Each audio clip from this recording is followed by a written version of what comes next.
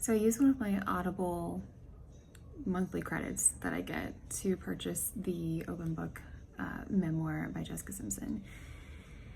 I listened to it when I was at the gym, getting my nails done, going to the store, or the bathroom. It's about 11 hours long, so not too long.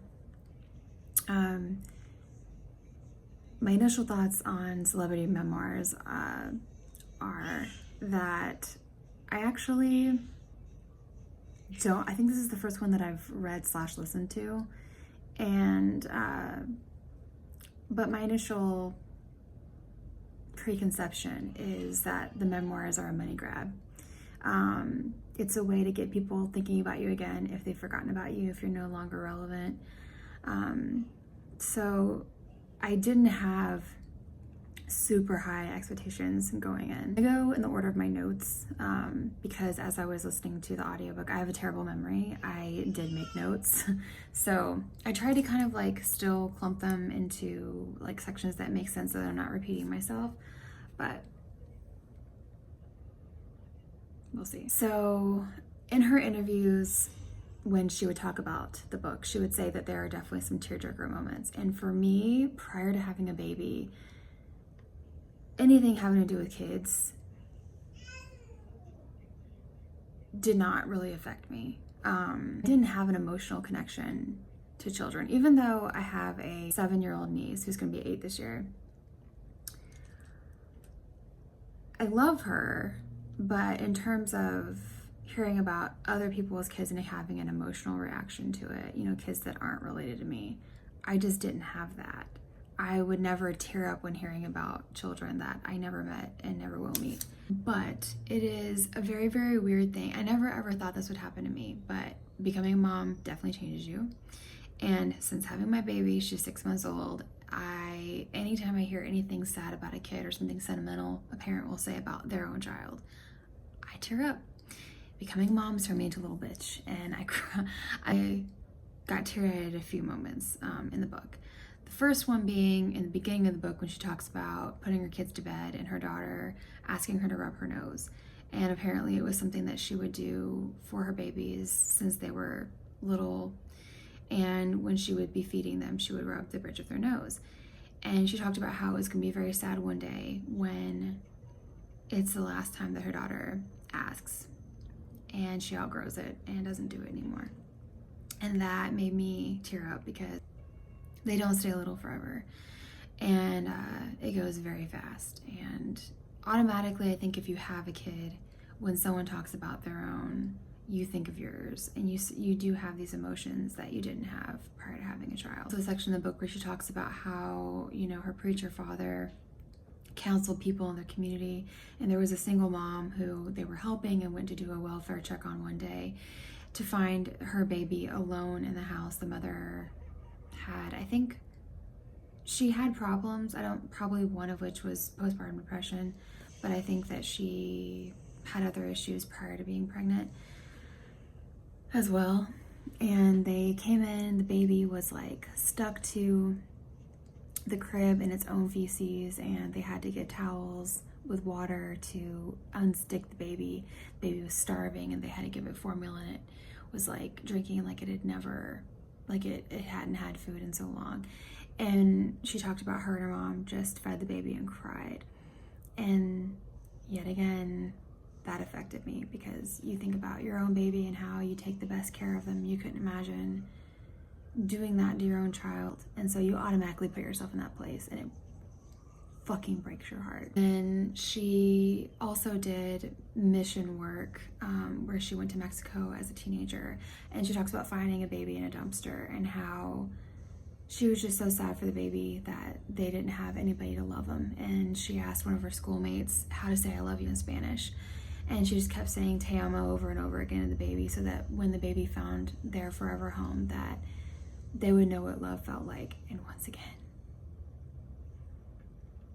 I wanted to cry like a little bitch. Also, throughout her career has helped kids with cleft lips and palates get surgeries to correct that. Like hearing about the work that she's done with kids, it really does give you an insight into she's probably a really good. And my camera cut me off because I can't be bothered to empty off things that are on my phone and it's full. So I had to quickly delete a shit ton of apps and remember to reinstall them once I clear off my phone. So where I left off was just saying that charity work that she's done with kids kind of makes you feel like she really is a good person. And with celebrities, you don't know them personally. And I typically don't get super invested with celebrities. Of course, I have people that I enjoy, but I'm really cynical, and I typically think that people are shit. Hearing in her own words the stories and things that she has done and people that she's worked with and people that she's helped, it does kind of make you think that it's not really just an act, you know. You kind of think she probably is who she says she is.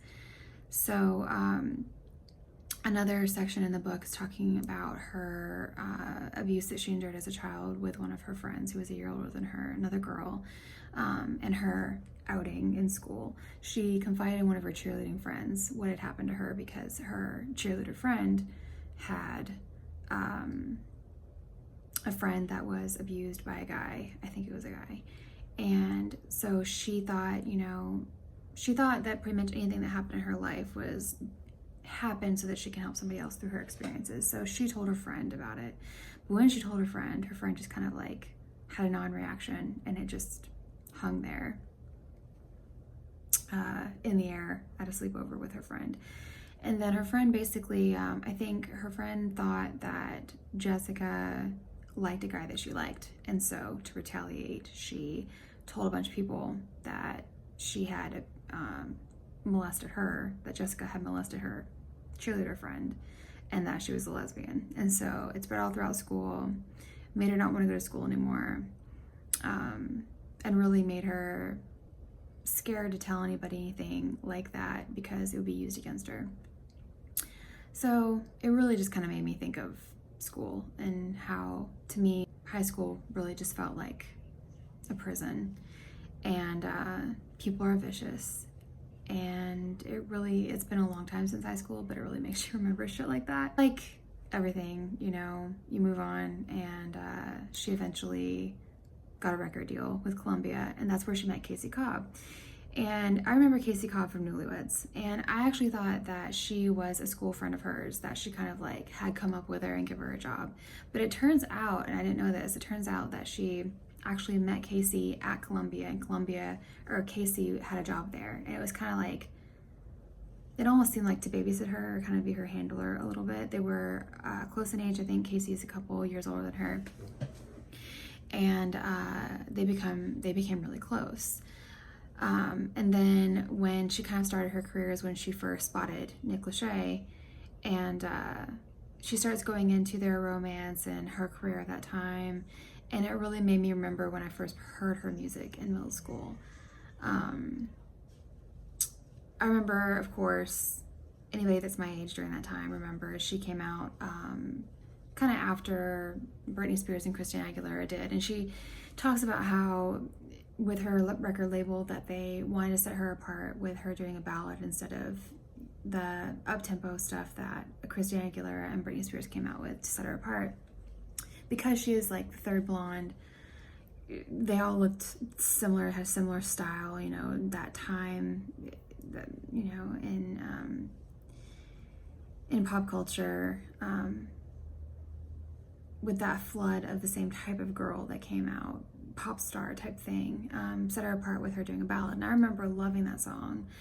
I think it was called I Want to Love You Forever, and she did have a really powerful voice. It kind of made you compare her more to Christina Aguilera than to Britney Spears, and she wasn't a dancer, even though she tried, because they tried to make her do that, but that wasn't really her forte. Then later on, obviously, she married Nick Lachey, and they did Newlyweds. And I remember when Newlyweds came out on MTV, I loved that show, loved it.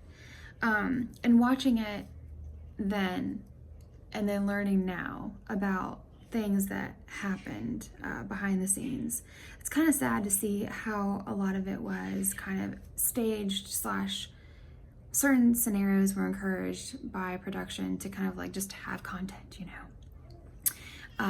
So she mentioned like one time there was where I think for their first anniversary, Nick had put rose petals in their hotel room and had ordered a replica of the top of their cake for the cameras, and that she was kind of saying that wasn't him. It was basically staged by the cameras. And then another time, I think that they had an argument, and Nick came back in and carried her upstairs. And I'm remembering these episodes, and she had said that she thought that the production had kind of made him do that for the camera.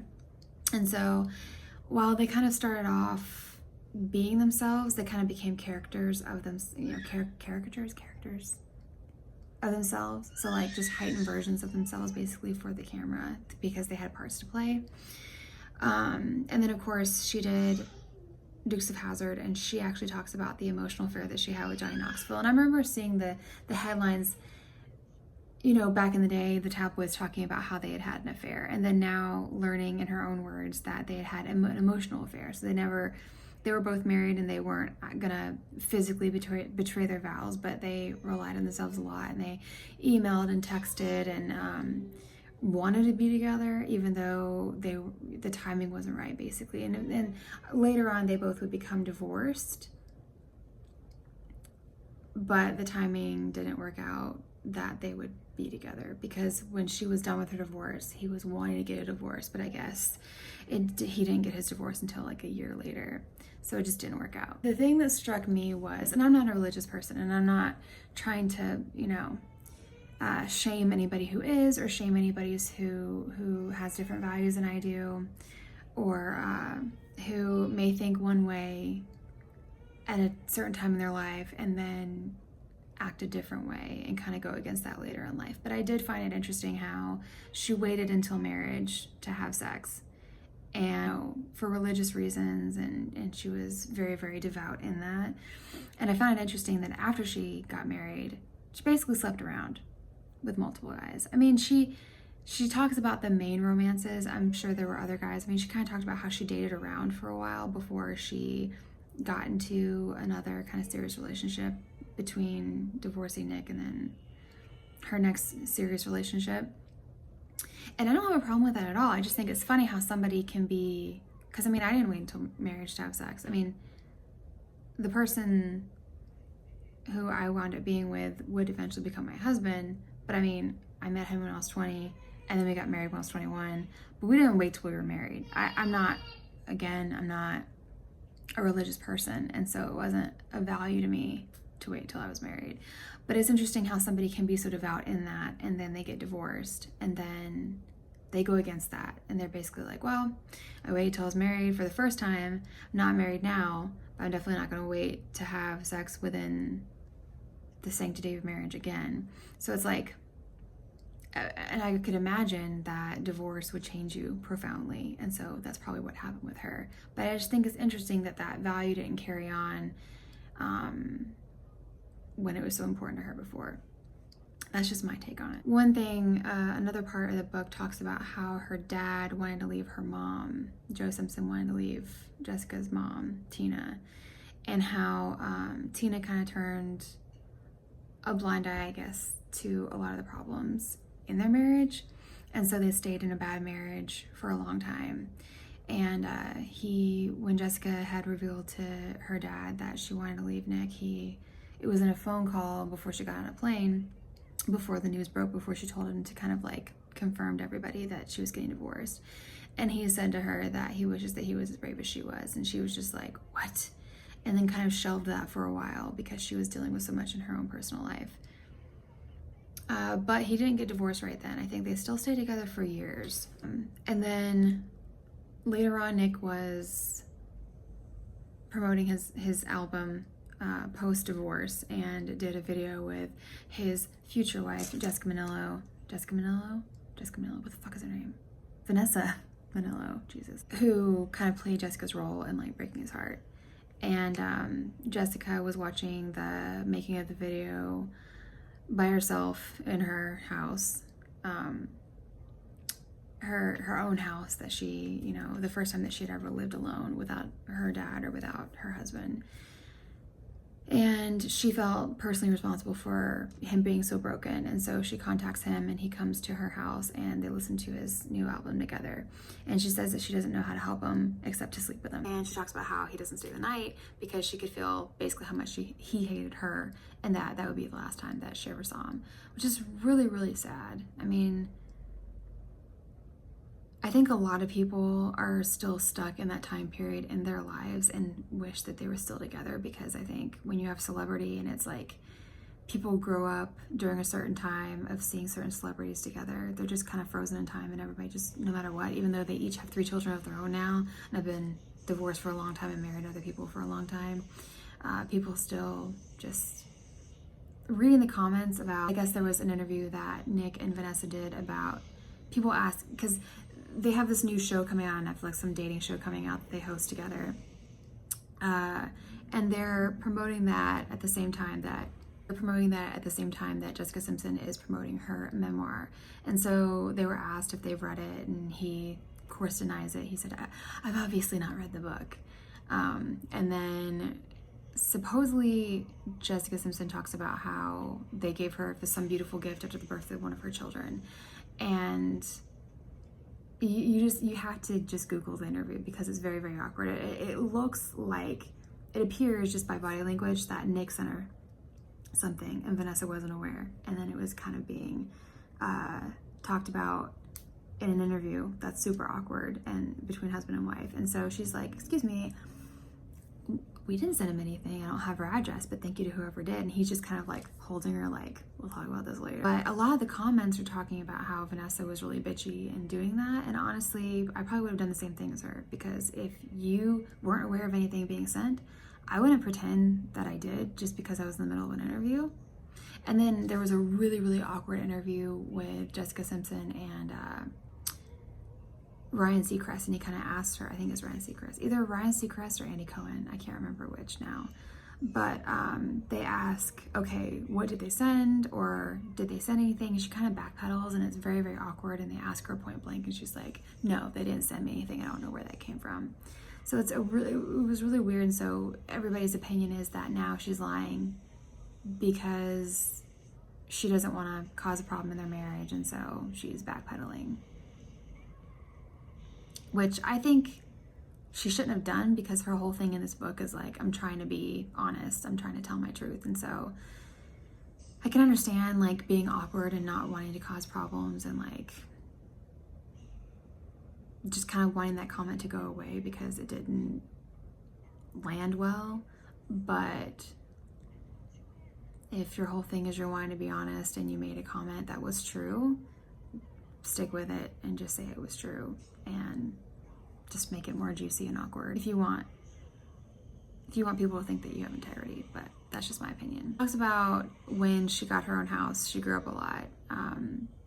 She eventually, it kind of seemed like music didn't really work out super well for her in years. It kind of seemed pretty spotty, like she would do an album here. And to be honest with you, I haven't listened to any music that she's done aside from her second CD when I was like in middle school, high school. And then I remember during her newlywed days, she had some singles, which I just listened to on MTV, but I never bought her albums. And so when she went country, I never listened to them. But she does have a fashion line that I think has now expanded into like homewares and maternity and things like that. And it is, from what I understand, $1 billion business. And I don't own anything of hers, but everything that I have seen looks really cute. And actually, a lot of it looks like some things that I would wear. And I do remember seeing her on Newlyweds and really liking her style. And I think that was part of the reason why she started a business, is because people always want to know what she wore. And she talks about how she always would feel bad telling people what she was wearing because it was always so expensive and out of reach for a lot of people. And so the idea behind her brand is to make style for all size women, the real woman, the average woman, that's affordable but looks really stylish. And honestly, I mean, I think, if I was looking for heels or something like that, which seems to be the kind of shoe that she designs, I probably would buy them. I mean, I used to be so adamantly against supporting any kind of celebrity brand stuff because it just all seemed like shit to me. It all just seemed like money making, you know, kind of like how I felt about the celebrity memoirs. It was just a money grab and there was no quality. And it just seemed like greed kind of. But I don't know, there's something about it that I feel like I would be ready to support at this point. So the next relationship she talks about is getting into a relationship with John Mayer. So they at one point were on the same label and kind of had been in each other's orbit, but she was married. And I think that he kind of had been looking at her for a while and then saw that when she got divorced, he kind of like made his move. I've never been a fan of John Mayer. I've heard things about him, about his personal life. I think his personal life slightly overshadows his, you know, musical talent. I'm aware of his songs because they're out there. Obviously, he's a good musician. From my understanding, he's a great guitar player. And breakups and makeups that happened between her and John Mayer, it just seemed like high school bullshit. And she ruined a lot of opportunities because of their breakups. She started drinking to mask her nervousness and her insecurity about him being so much smarter than she is. Her self-worth, it seems, up until she met her husband, was tied up in men. And she let this relationship ruin her in a lot of ways. She would abandon her life to go on tour with him, dropping everything and just going on tour with him. He would make extravagant gestures to get her back together. And to me, I mean, it just seems like mental abuse. Hooking somebody to get them back and then, you know, kind of once you have them, you don't want them anymore kind of thing, but you want to control them. So when you see they're doing well or when you see that they're in another relationship, that's when you want them. But you don't really want them because when you have them, you treat them like shit. But apparently he used her for music material. So he wrote songs about, you know, the anguish of their breakups and makeups. And it was just really, it almost seemed like he was studying her and like really just trying to, almost like he wasn't capable of real emotion. And so he needed to go through these motions to get material for his career. Apparently, according to his Rolling Stone, I actually Googled his, was it Rolling Stone? Oh, Playboy article, I think. One of those. He was sleeping with her and other women at the same time. And when she confronted him about it, he's like, well, I'm not all the way back. So I never said I was exclusive with you. Even though she was conducting herself as if they were. Kind of along the same vein where I was talking about before, I thought it was interesting that she always thought that sex needed to be within the confines of marriage.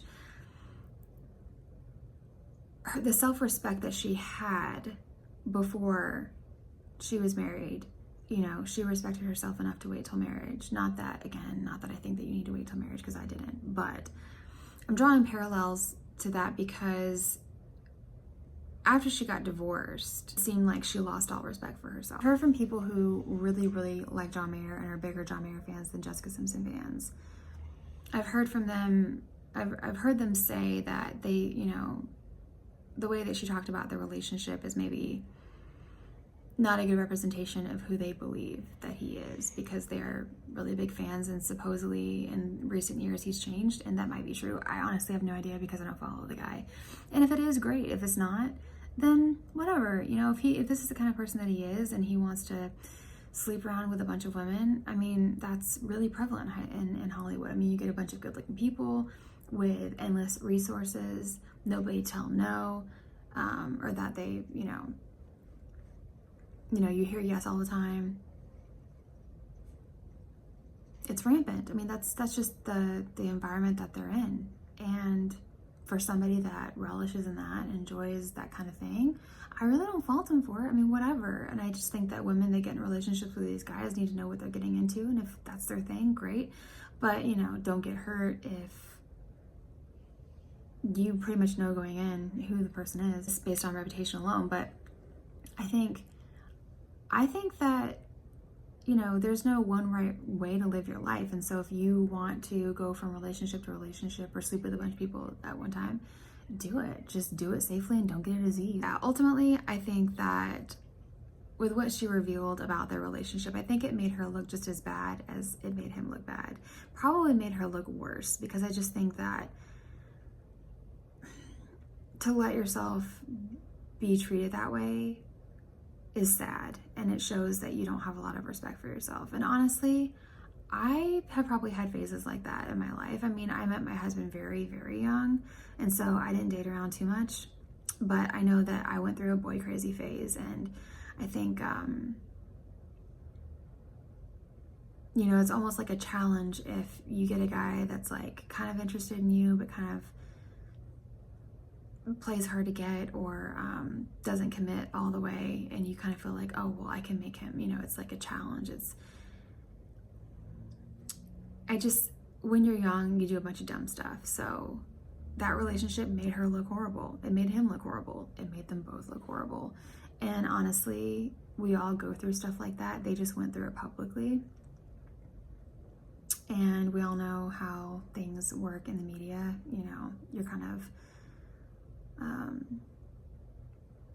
whatever happens in your life, even though you may have moved on and it was years ago, it's a snapshot in your life, but people don't forget. And the next relationship that she talks about is Tony Romo, and she doesn't really reveal a lot about him. It kind of seemed like he was a, you know, a little bit of a boring dude, you know, just football player kind of guy. He didn't want her to act anymore because, and I think that she kind of admitted to the fact that when she did act, she basically fell in love with any decent looking guy that she acted with, getting kind of swept up in that chemistry that, you know, the casting directors see that you have, and kind of can't turn that off, and then gets herself into trouble when she's in relationships. And when she supposedly jinxed the Cowboys and they lost a game, she mentioned that it was kind of hurtful to her that he didn't go on record saying that, you know, no, she didn't have anything to do with this. This was just, I played poorly. And then ultimately what broke them up was that he was snooping in her phone, and John Mayer would email her. He kept in touch with her parents, would hang out with her parents, trying to kind of weasel his way back in. And he saw an email and misinterpreted it and broke up with her. But then later on kind of realized that he overreacted and tried to get back with her. But then she was like, no, I think that that was the right thing. We should have broken up. Her husband, her second husband, who she would ultimately have kids with, she met through friends that had been with him at a bar while she was at her house with friends, and they wound up all going back to her house where they talked all night, wound up staying the night, and she slept with him on the first night. They instantly became really comfortable with each other, talking about how they just were becoming an old married couple right off the bat. And you kind of see maybe how she's matured a little bit, and what can happen when you do meet the right one. Because I remember for me, when I met Danny, he was like, he didn't play games. He was very open about the fact that he wanted a relationship, and I never had anything that, for lack of a better word, real before.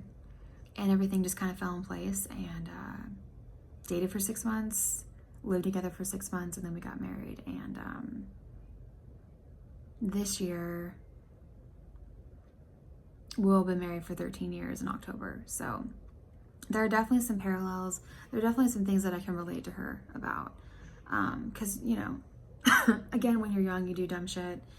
And then of course she had a lot longer of a period of dating than I did. But when you meet the right person,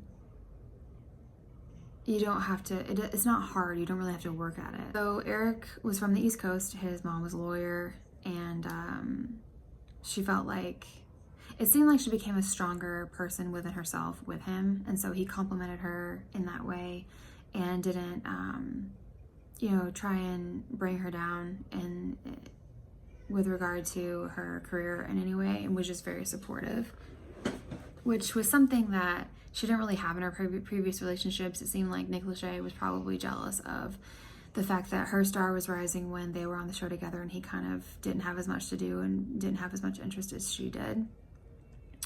And then John Mayer, you know, like I said, she was so insecure that she just flubbed so much, you know, movie roles, singing opportunities. She talks about not being able to sing in a tribute to Dolly Parton and ruining that, and how that humiliated her. So she finally found somebody that she could have that balance, and she could kind of shine again and not focus so much on the negative of the relationship, essentially sucking the life out of her, and was able to kind of flourish again. And it seemed like from the beginning she wanted to grow a life with him, and she talked about she immediately wanted to have kids with him. So this relationship was different from the others in that she had dated around some and had grown a lot and wanted to start having kids, wanted to start a family, and she wanted to do that with him. At one part she talks about how she confesses her love of TV, and I can relate to that. I mean, I've loved TV since I was a little kid, and the TV is basically always on in this house. She talks about her proposal, how Eric proposed to her, and it was very, very low-key in her bedroom at her house. Apparently, she got proposed to again. She always wanted it to be at her home, not in front of a big crowd of people. And she wanted her engagement ring to have her birthstone, which is a ruby, in it. And I remember when she got engaged, all the gossip magazines would have a picture of her engagement ring with Nick and her engagement ring with Eric side by side, and how people were kind of like talking shit about her new engagement ring, about how it was ugly in comparison. So I think if I remember correctly, it was like diamonds and then 2 rubies on the side, either side, and then her engagement ring with Nick was pear-shaped and just like a big diamond. And I mean, if I'm being honest, I liked her pear-shaped engagement ring better, but whatever. I mean, sounds like she got the engagement ring that she wanted with Eric, and it had sentimental value, and it was pretty too. I mean, rubies are beautiful. And she talks about her path to getting pregnant. And so she talks about it took her over a year to get pregnant. And I remember for me, just relating to how long it took her to get pregnant, for me, we were just kind of like letting things go with the flow. Like we wanted it to happen, but we wanted it to happen naturally. And it took me a year and a half to get pregnant. She actually had it seemed that there was a reason for that, because she had to have a fallopian tube removed when she was a teenager. And so when she went in, and when she found out that she was pregnant, at least the first 2 times the doctor said that it was because she, I guess, could get pregnant every other month. And her right side, I think, is where she had her fallopian tube removed. And so the egg had to travel to the left side to come out through that fallopian tube for her to get pregnant. And at least for her first 2 pregnancies, she had 3 kids. Her first 2 pregnancies, that's how it happened. And so her doctor deemed it a miracle, because it's very, very uncommon for that to happen. And then she found out that her dad cheated on her mom. And this is when they finally got divorced. He wanted to still work it out, even though he cheated. As a result, she fired him. But it took her 5 times to fire him, because he didn't take her seriously. And he continued to make deals that were, a lot of them bad deals that she wasn't aware of, and committed her to things that she wasn't aware of, didn't want to do, and weren't in her best interest.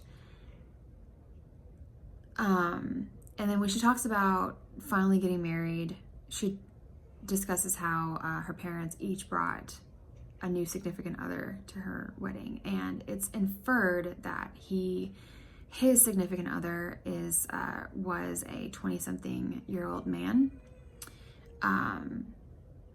But then she talks about, I guess she's been asked, is her dad in a relationship with a man, and she talks about how it's his truth, and that basically confirming it / not confirming it. So I thought that was really interesting. I had no idea. He goes on to talk about her addiction to stimulants, because she was drinking so much, so she had a stimulant to kind of counteract that, so she could basically be a functioning alcoholic. And then at night she would take an Ambien to knock her out, because she has apparently, since she had been abused as a child, always had trouble sleeping. But she was taking them all simultaneously, and her doctor eventually was like, I can't continue to prescribe the stimulant and the Ambien. And I mean, I'm not a doctor, I have no idea, but it kind of sounds like, the combination of the stimulant, the alcohol, and the Ambien, who knows, I mean, if that can kill you. Anything in excess can. And as a matter of fact, her liver was doing so poorly between all of that when she wanted to get a tummy tuck, they told her that she needed to wait for 3 months and stop drinking in order to get her liver levels back to good. Later on, she talks about how her dad had been diagnosed with stage 4 prostate cancer. And again, something that I had no idea had happened. I don't remember hearing about it in the news at all. But when he was diagnosed with it, they said that if he didn't have surgery, he would die in 6 months. And initially, he didn't know if he wanted to do it, which she was outraged by that. She's like, of course you're going to do it. I don't want you to die. So, but even though it had spread to his lymph nodes, he did, according to her book, he did beat the cancer. She had been later on prescribed antidepressants, and she would take herself off of them because she didn't like the way that it made her feel, and she really wanted to get through her depression and get through her issues without any kind of medication, because she felt like she had what she called situational depression. And I can relate to that too. I mean, having had a kid, I've never been diagnosed with anxiety or depression because I've never seen a doctor for it, but I feel like I've had it in my life and I've been able to get control of it. But I definitely have felt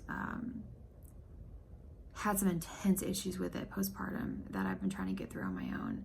And I don't knock anybody that goes on medication that needs it. I think that it's there for a reason. It's very important, especially if you can't get through it on your own. But I can definitely relate to wanting to get through those kind of issues on your own. Her last pregnancy, she talks about it being called a geriatric pregnancy and how offensive that was. And you'll never feel so old in your life than when you get classified as a geriatric pregnancy. But it was a very hard pregnancy for her. She had a lot of issues. I think she wound up having the baby early. And then she talks about the moment when her daughter came out, her last daughter, Birdie Mae, when she came out through C-section. She didn't immediately hear her cry.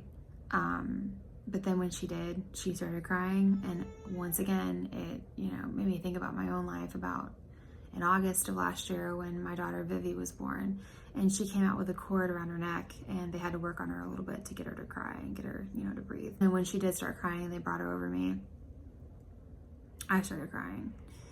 And I think that's just, becoming a mom. It's all part of it. At the conclusion of the book, her new music starts playing, and I didn't really listen to any of the songs. I did listen to a good portion of the first song following the conclusion of the book, and it didn't even sound like her, to be honest. The problem that I had, like, as time went on with, especially when she would sing live, she was so breathy that it just sounded, it looked like a train wreck when she would sing. Like the facial expressions that she would make, like the breathiness that she would have, like almost like she was trying to do like a Marilyn Monroe, like Happy Birthday, Mr. President kind of shit. On the song following the conclusion of the book, she's always had a strong voice, but again, it was masked by that breathiness that just didn't work for her. And for some reason she couldn't see that. But in this song, she didn't have any of that at all, and it didn't even sound like her, and she sounded great, to be honest. So I was actually pleasantly surprised with that, but I didn't finish listening to the song, because I kind of have outgrown her music, to be honest. It's not anything that I can really relate to, and her song, even though she has a great voice, and I'm glad that her voice has improved, it's just not my thing. But my final thoughts are, I think that it was very well written. I think that she did write with a writer, and I think that they collaborated very well to make a great memoir.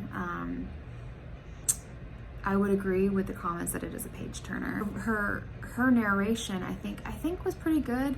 I remember before I read the book, reading comments about her appearance and the way that she spoke in interviews.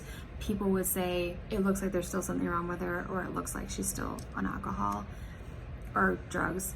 But from my understanding, that if you drink alcohol to that degree for so long, that it does kind of just change you. It does change your speech pattern even when you're not on it anymore.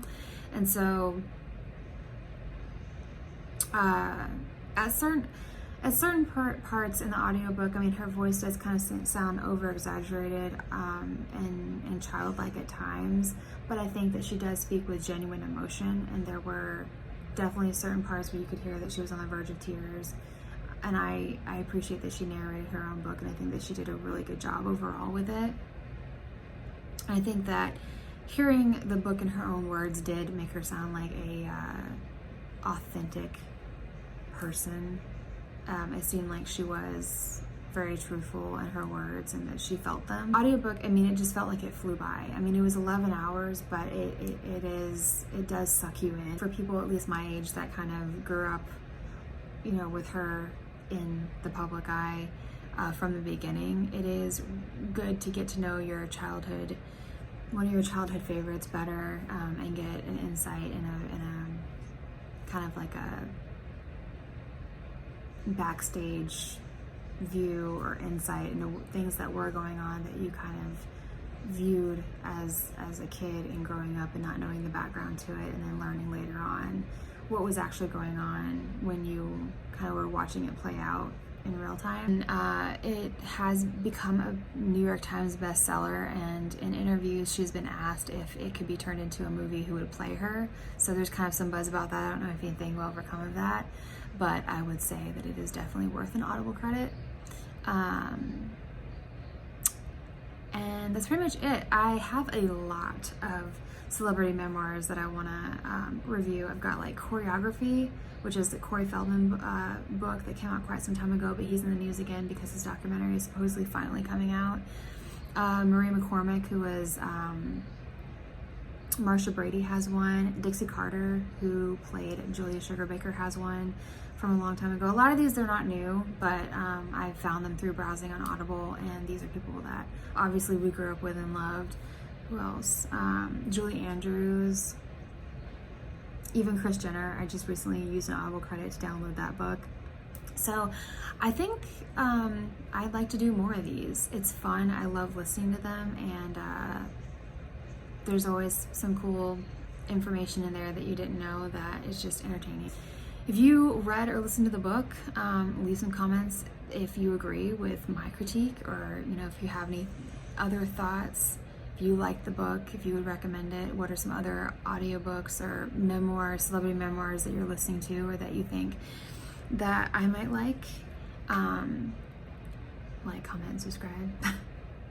And I will see you in my next video.